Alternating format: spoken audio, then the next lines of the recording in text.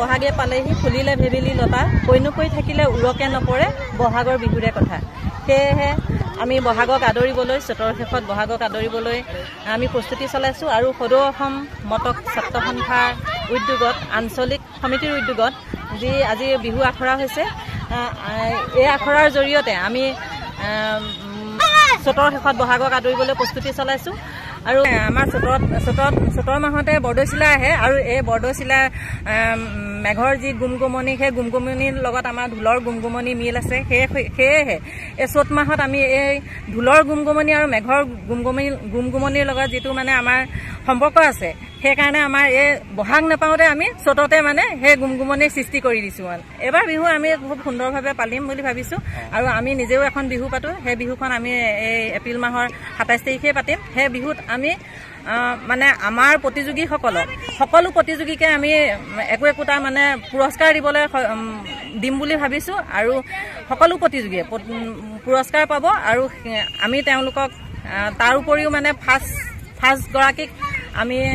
পইচাৰ মানে মাননি নিদিওঁ তেওঁলোকক আমি এই অসমীয়া সমাজে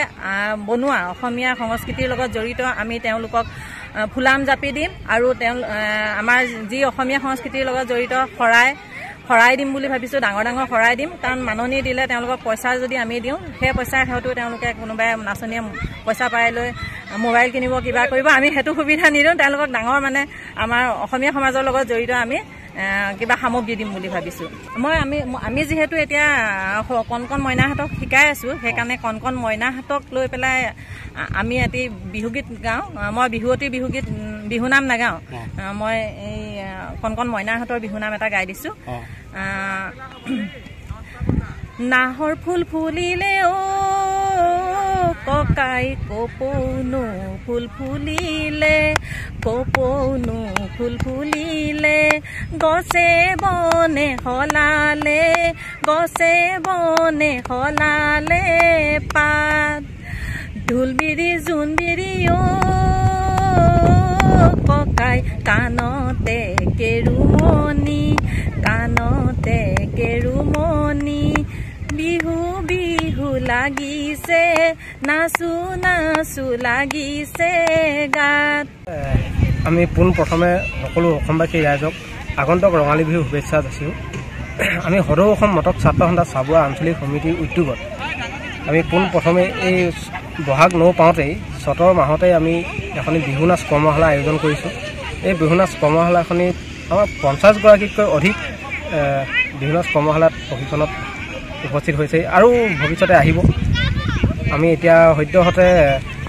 আমাৰ আজি 6 দিন উপনীত হৈছোঁ এই কৰ্মশালাখনি আমি অহা 23 তাৰিখে